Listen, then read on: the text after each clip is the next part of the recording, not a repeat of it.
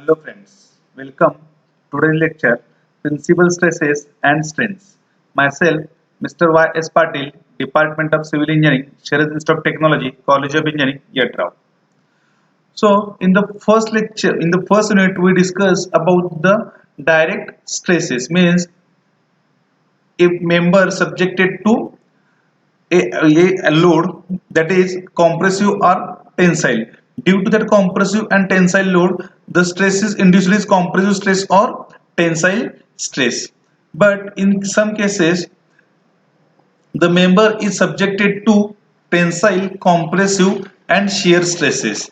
At that time, the number of stresses induced in the section is more, that is the maximum stress, that is principal stresses are induced due to that shear stress, and that plane called as principal plane. So first see the definition of the principal plane and principal stresses. The plane which having no shear stress are known as principal planes, and hence principal planes are the planes of zero shear. Means we require to find such planes that no shear stress produced or acting on that particular plane. The normal stress acting on the principal plane as known as principal stresses. So analytical, for determine the principal planes and principal stresses, there are two methods. First one is analytical method and second one is graphical method. So in this lecture we discuss about analytical method. That first condition is a member subjected to a direct stress in one plane. So this is a member having a external applied tensile force, that is P. So first assume EF cross section having unit thickness, that is 1. So area of the EF section is EF into 1. So basically stress on that the EF portion is sigma is equal to force upon area of EF. So force is P divided by area of EF is A. So that is stress is equal to P by A. Now consider a section FG. This is the FG section at an angle of theta with the normal cross section EF as shown in figure. Means this is a FG section at an angle of theta with respect to EF. So area of the FG, now once again consider unit thickness, so it becomes FG into 1. So how to calculate area of the FG? We know the value of the EF and we know the theta. So FG becomes EF divided by cos theta. This is the length into 1. And we know the EF into 1, it becomes A. So A divided by cos theta, it is the area of FG. Now this is the P force. This P force acting on this FG plane is inclined, that is the theta. This is the 90 minus theta. So I want to split this P force into two perpendicular components with respect to the FG. So it becomes that perpendicular that FG is Pn, that is normal stress, and along the FG is Pt, that is tangential stress. So stresses on Fg. So basically stress is equal to force, means stress on the Fg is becomes force upon area of the Fg.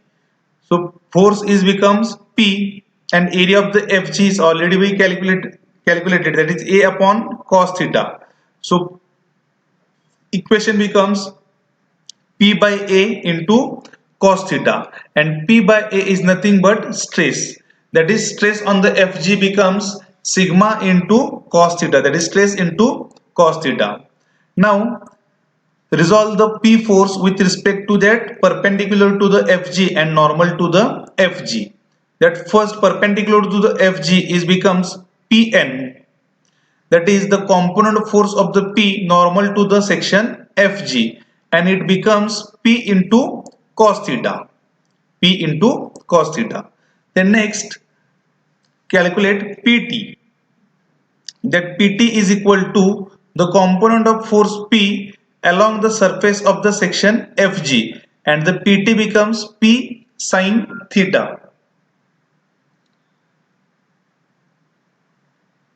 Then sigma n is equal to normal stress across the section FG. So it becomes sigma n becomes Pn divided by area of the FG, and sigma t is equal to tangential stress across the section FG. So it becomes Pt divided by area of the FG. So first, how to calculate normal stress and tangential stress across the section FG are obtained as normal stress is equal to sigma n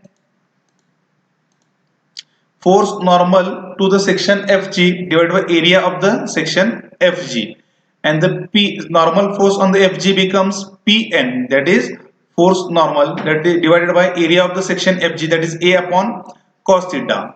So Pn becomes P cos theta divided by A divided by cos theta. So it becomes P by A into cos theta into cos theta. So it becomes P by A cos square theta, and we know that P by A is equal to sigma. So sigma n, that is normal stress, is equal to sigma into cos square theta, and sigma is nothing but simple stress, that is P by A. This is the mathematical expression to find out normal stress.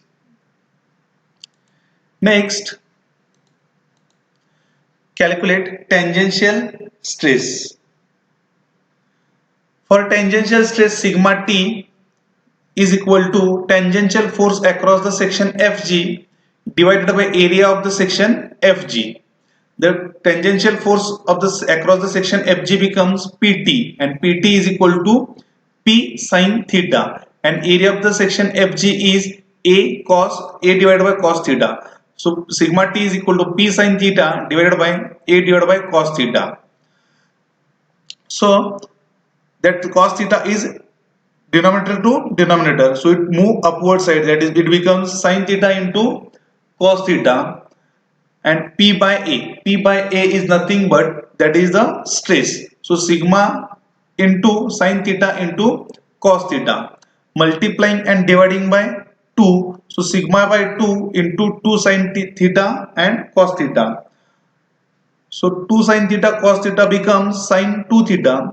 So sigma t is final is sigma by 2 into sin 2 theta. This is the tangential stress. For normal stress, that sigma cos square theta, and for tangential stress sigma by 2 sin 2 theta. Normal stress sigma n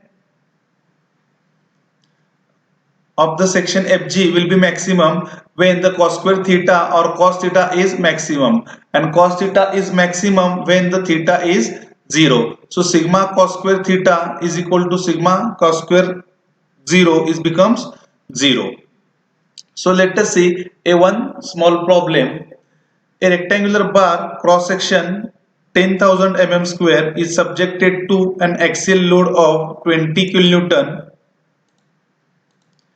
Determine the normal and shear stress on a section which is inclined at an angle of 30 degree with the normal cross section of the bar. First, write down given, that is area of the cross section is 10,000 mm square. Then load is equal to P is equal to 20 into 10 raised to 3 Newton, and theta becomes 30 degree. So stress is equal to simply P by A. So P is 20 into 10 raised to 3 divided by 10,000. So stress is equal to 2 Newton per mm square. Now we calculate normal stress. We know the value of the sigma n for a bar subjected to axial load at an angle of the theta. So sigma n becomes sigma cos square theta. So sigma becomes 2 cos square 30. So normal stress becomes 1.5 Newton per mm square. Then calculate tangential stress, that is sigma t is equal to sigma by 2 sine 2 theta is equal to sigma becomes 2 divided by 2 into sine in bracket 2 into 30. So it becomes sigma t is equal to 0.866 Newton per mm square. So this is the normal stress, that is 1.5 Newton per mm square, and this is the tangential stress, that is 0.866 Newton per mm square. Thank you.